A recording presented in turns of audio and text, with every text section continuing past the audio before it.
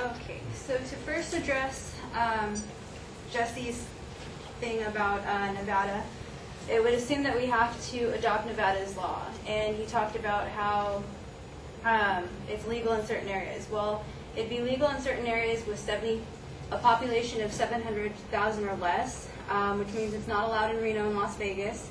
In California, there are 53 counties. It would be allowed in 44 counties, which the 44 counties are actually in farmland.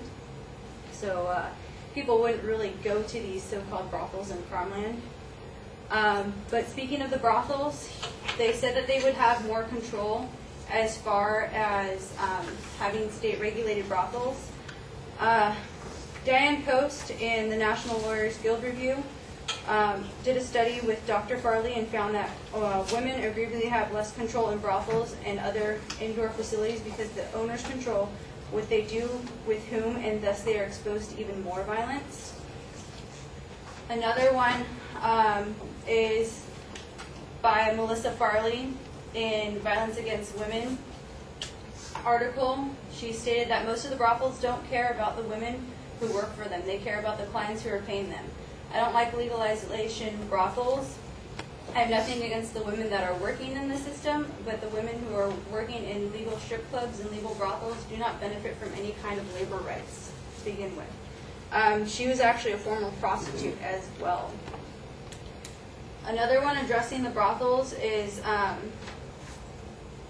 by Anastasia Volkinski. She did a news article on legalization of the profession would sanction the abuse. She said women often procured for brothels for other areas by pimps who dumped them at the house in order to collect the referral fee. So it's not that the brothels really control. The pimps are still going to be involved in either way. In either way you look at it, it actually legalizing doesn't eliminate the violence at all, because in another research done by Dr. Farley in 2004, women don't think legalizing helped them, whether in the Netherlands, Colombia, Germany, Mexico, South Africa, Washington D.C., or Zimbabwe. Some women in the U.S. and New Zealand actually felt safer on the streets because they could reject customers and write down license plates numbers. This was the same Netherlands that Jesse was talking about, where women actually felt safer on the streets rather than in state-regulated brothels. As far as the human trafficking goes, another study done by Diane Post, who wrote in the National Lawyers Guild Review, said a thriving sex industry increases child prostitution and other sex crimes.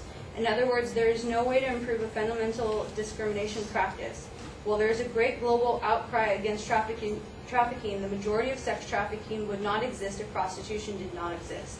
In the Netherlands, the sex industry increased by 25% after the legalization occurred. Legalization only leads to expansion. As far as the STDs go, even if you have STD testing done, once a week or so, in an interview done by Dennis Hoff over the phone, he said STD testing is required and condoms are required by the men. However, STD is required to be done by the prostitute herself, which means they don't really monitor it. It's kind of like, oh yeah, I went, so they think that they went. But the other thing with the STDs is the whole HIV part of it. You can test for HIV, every week to every month or so. And there's places that will get your results back in 2 days. However, most people won't develop detectable antibodies until 25 days. The initial HIV test that is conducted within the first 3 months after exposure will actually show negative, which means that in this 3 months until you actually show positive, you're actually infecting more people.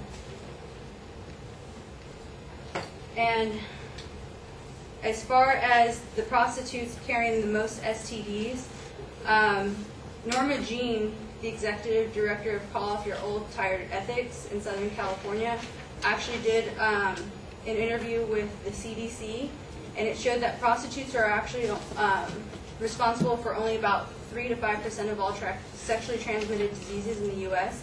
It's actually high school and college age people who are responsible for 75% of the STDs around, which would mean that we should actually require high school students and college students to go through STD testing once a week. And to further the argument about the condoms that my partner had said, in a study done by Janice Raymond in the Trauma Practice, in the Journal of Trauma Practice, it said that U.S. women in prostitution that were interviewed reported that 47 stated men expected sex without a condom, 73% reported that men offered to pay more for sex without a condom, and 45% of women said that they were abused if they insisted that men use condoms. So the whole STD thing is kind of, you can say that you need to be required to do STD testing, but either way, it's still going to land up going through.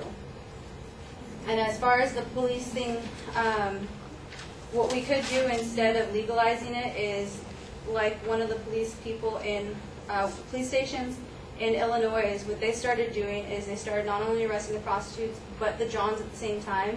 And what they did is they made a computerized system that put your face on a website for a year after arrest and conviction, showing all the sex felons who either solicited for sex or who bought sex.